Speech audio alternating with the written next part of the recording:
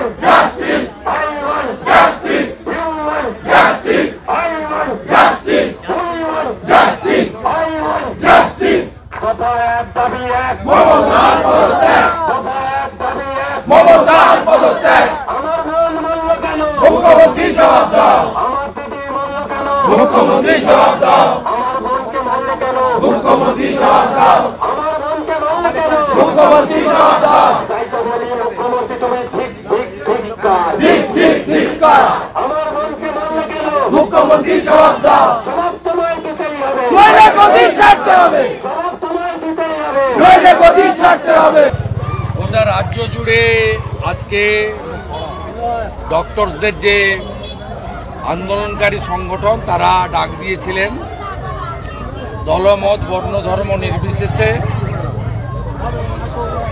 রাজনৈতিক পরিচয় এবং স্ব পরিচয় সরিয়ে রেখে একজন সচেতন নাগরিক, একজন প্রতিবাদী জনতা হিসেবে রাত্রি 9টা থেকে 10টা ঘরের আলো বন্ধ করে রাজ্য জুড়ে আলো জ্বালো। এই কর্মসূচিতে গোটা রাজ্য এই মুহূর্তে রাস্তায়। মহিলাদের অংশগ্রহণ উল্লেখযোগ্য।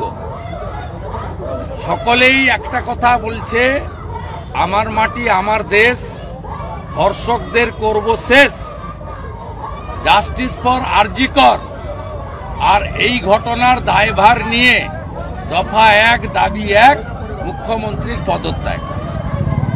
8 থেকে 80-র একটাই সুর, সমাধান একটাই, মুখ্যমন্ত্রী সমস্ত দায়িত্ব কাঁধে নিয়ে পদত্যাগ করুন, আর সিবিআই কোর্ট সবাই মিলে দ্রুততার সঙ্গে আরজি করের ধর্ষক, খুনি আর প্রমাণ লোপাটকারীদের মৃত্যুদণ্ড দিক।